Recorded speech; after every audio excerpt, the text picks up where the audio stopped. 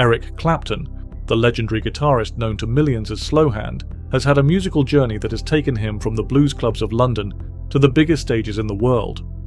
But for many fans, his most iconic work remains with the supergroup Cream, the band that blended blistering blues with psychedelic rock and changed the face of music forever.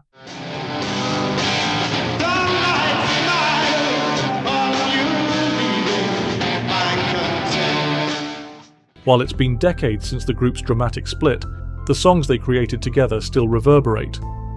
Clapton has often spoken about his deep connection to the material, and certain tracks stand out as being particularly important to him. At the top of Clapton's list, and arguably Cream's best-known track, is their 1967 song, Sunshine of Your Love.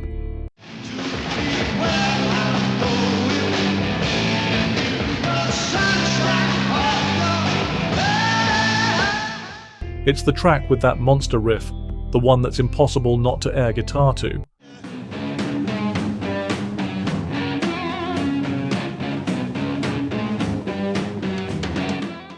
The story behind it is as legendary as the song itself.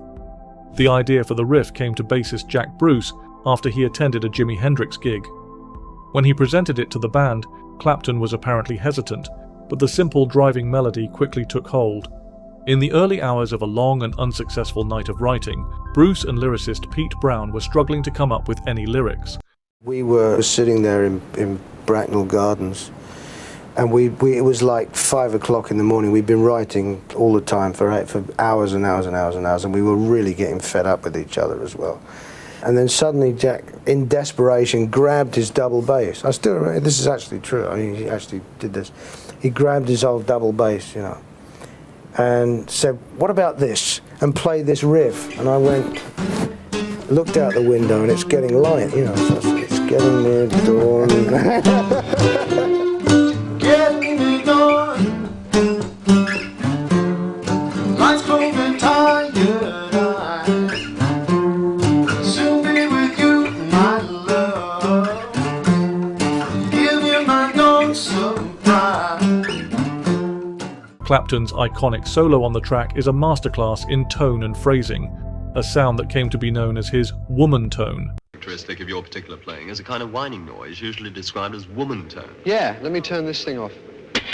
Can you tell us what that is? The woman tone is produced by using either the bass pickup or the lead pickup, but with all the bass off. And in fact, if you use both pickups, you should take all the bass off on the tone control. That is to turn it down to 1 or 0, you know, on the tone control, and then turn the volume full up, you know, and it's supposed to sound like this.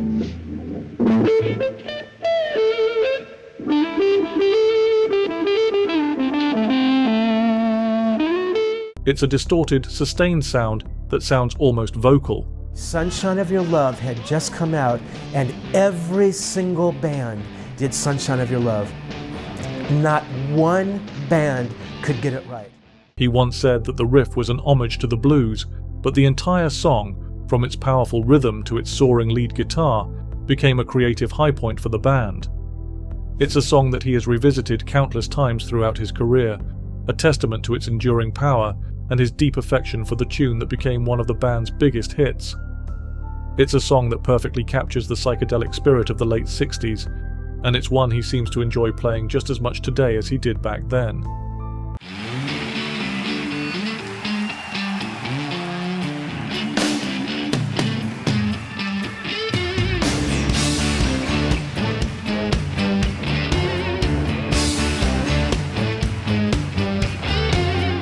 When Cream first burst onto the scene, Clapton was already a well-known name in the blues world.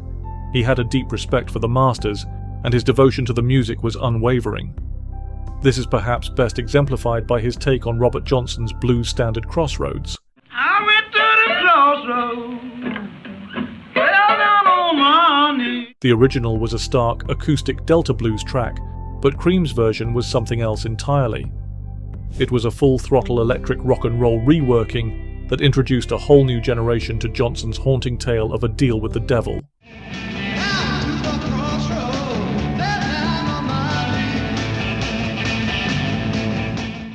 What we did was we took it from shuffle to straight time. Shuffle is, the straight time is. So we took that riff and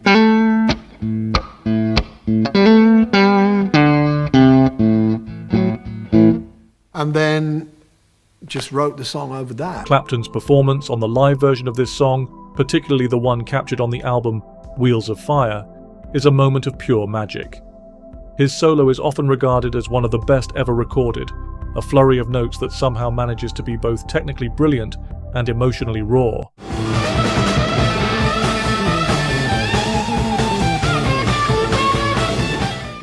It was a showstopper at every Cream concert and remains one of Clapton's signature tunes. He took a classic blues song and, through sheer talent and a great deal of respect for the original, made it his own. The song's popularity helped turn Robert Johnson into a household name and cemented Clapton's reputation as a guitar god. For a band known for its heavy blues workouts and extended jams, the single badge from their final album, Goodbye, was a real departure. And I'm thinking about the love that you laid on my table. The song, co-written by Clapton and his good friend George Harrison of the Beatles, is a beautifully crafted pop-rock song with a melodic, almost gentle feel.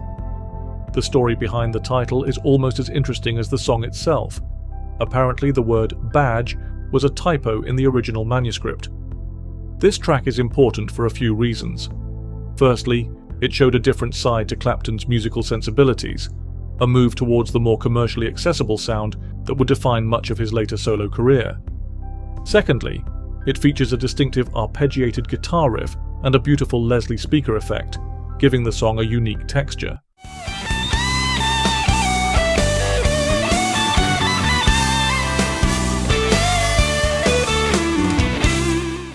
The guitar solo, which many fans consider to be one of his most tasteful, is a perfect example of his ability to serve the song rather than just shredding for the sake of it.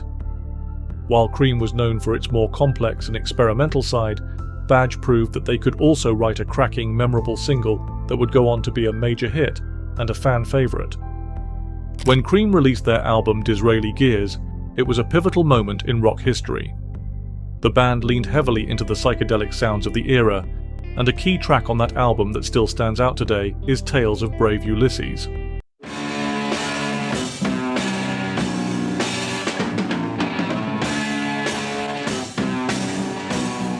This song is a great example of the creative partnership between Jack Bruce and lyricist Pete Brown. Jack and I always had the chemistry. It was something indefinable that we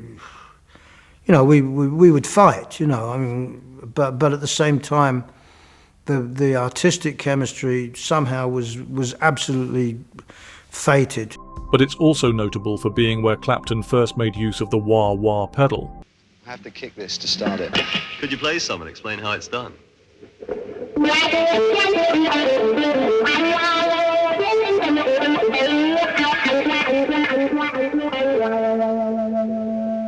As I rock the pedal, you can hear it through the amplifier. As I rock the pedal, it takes bass off and puts treble on. See, like that. So in actual fact, your volume isn't going down very much, but the tone is going wah wah like that. This effects pedal would become an indispensable part of his guitar playing, but on this track, it's used to mimic the bass line in a way that sounds both otherworldly and strangely familiar.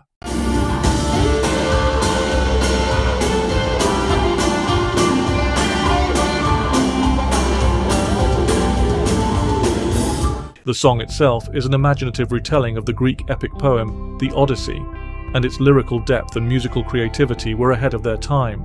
I think it's got a lot to do with the simplicity of the times. It does kind of sum it up, if you hear one of those songs, it sounds like the 60s, but without the it's kind of serious stuff. For Clapton, this song represented a move beyond the straightforward blues rock of the band's early days and into more experimental territory. Disraeli Gears experience was my first experience in an American recording studio and part of my first introduction into the American music scene. And that's the home of the music that I love. He was exploring new sounds and pushing the boundaries of what a rock guitarist could do, and Tales of Brave Ulysses is a brilliant document of that exciting period. It's a track that shows the true creative spirit of Cream, a band that was never afraid to take risks. If you want to know who Eric Clapton's favourite guitar players are, Click the thumbnail on screen now.